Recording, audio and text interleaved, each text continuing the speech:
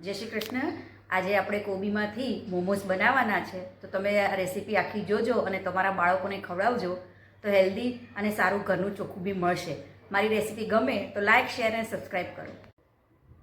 મોમોસ બનાવવા માટે કોબીનું છીણ, ડુંગળી, આદુ મરચાં, લીલું લસણ, મીઠું, મરી, સોયા સોસ, પછી મોમોસની ચટણી માટે સૂકું લસણ, ટામેટાં, કાશ્મીરી લાલ મરચું અને લોટ બાંધવા માટે મેંદો। પહેલાં આપણે વઘાર કરીશું। આ વઘાર ફાસ્ટ ગેસે જ કરવાનો છે। આપણે તેલ મૂકીશું થોડું,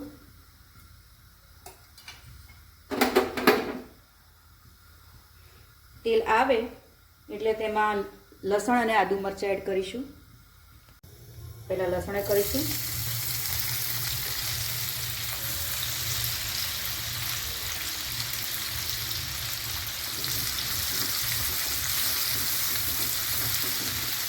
પછી આદુ મરચાં એડ કરીશું। આમાં તીખાશ આદુ મરચાંની જ આવશે અને મરી પાવડરની। જો તમે વધારે તીખું ખાવું હોય તો તમે લાલ મરચું નાખી શકો। થોડું આદુ મરચાંનું પાણી બળે ત્યાં સુધી સાતળીશું।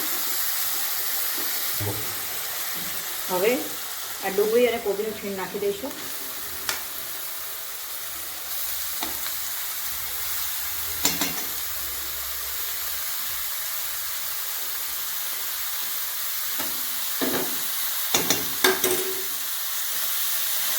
આ બધું ફાસ્ટ ગેસે જ કરવાનું છે, નકર ધીમો ગેસ કરશો તો બધો વેજીટેબલનું પાણી છૂટશે।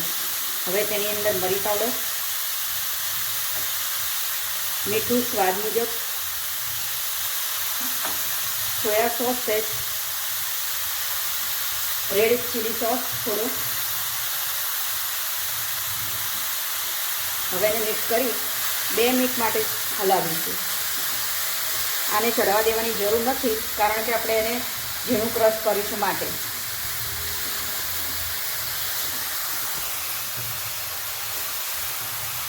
બસ હવે 3 મિનિટ માટે શેકી બધું મિક્સ કરી પછી ગેસની બંધ કરી ઠરવા દઈશું।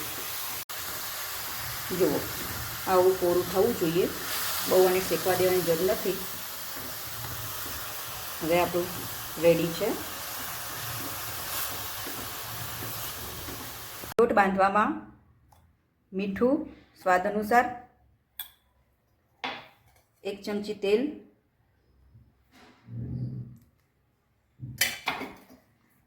આનો લોટ આપણે રોટલીથી થોડો કઠણ બાંધવાનો છે। સરસ તેલ ને મીઠું મિક્સ કરી, મોણ વધારે ના પડવું જોઈએ।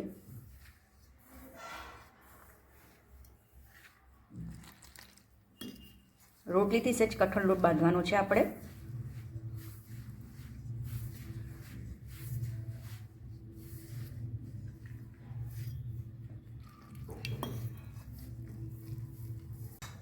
બસ આવો આપણો કણક થવી જોઈએ।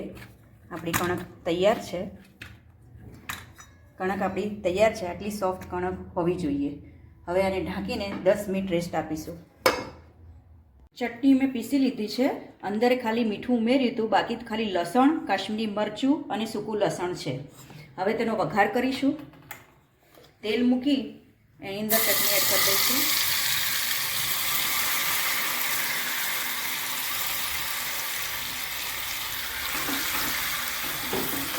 એની અંદર થોડો કેચઅપ એડ કરીશું।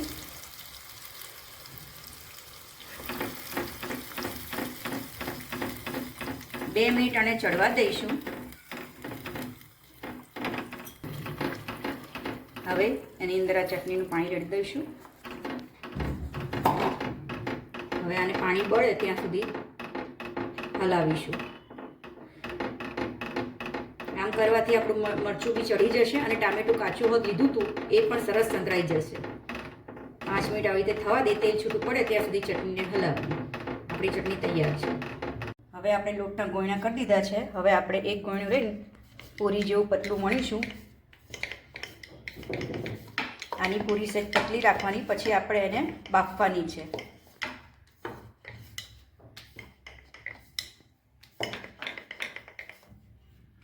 તમારી સાઈઝ પ્રમાણે તમારે નાના મોટા જે રીતે બનાવવો હોય એ રીતે તમે બનાવી શકો। હું અત્યારે આવી રીતે બનાવું છું।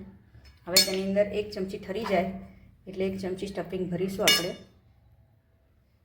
અને મોમોનો આકાર દઈ દઈશું. હું એને આવી રીતે ભરું છું, દબાઈ દઈશું એટલે થઈ જશે મોમો તૈયાર. આપણા મોમોસ રેડી. આકાર તમે ગમે તે આપી શકો.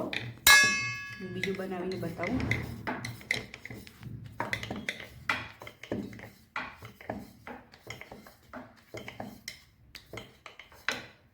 ઢીલો લોટ હશે તો ફટાકડે તમારા મોમોસ એકદમ ચોંટી જશે.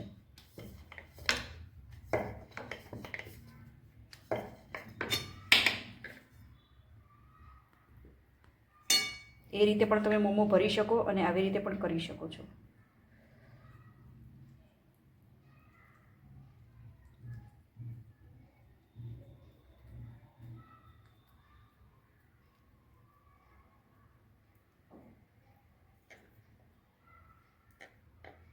આ રીતે પણ તમે મોમો કરી શકો છો.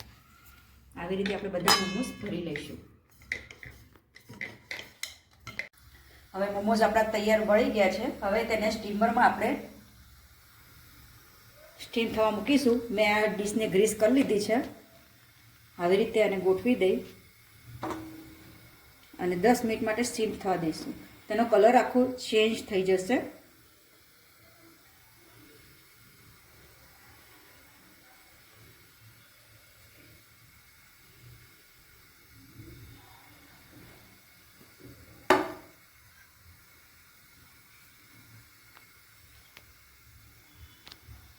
ઢાંકીને 10 મિનિટ થવા દઈશું. હવે આપણે જોઈશું 10 મિનિટ પછી. હા, જુઓ થઈ ગયા છે મોમો આપણા. તો હવે તેને કાઢી લઈશું.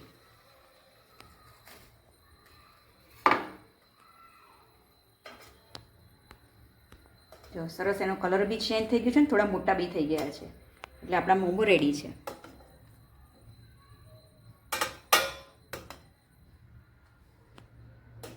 હવે આને થોડી વાર ઠંડા થાય એટલે આપણે સર્વ કરીશું. તો તૈયાર છે આપણા મોમોઝ.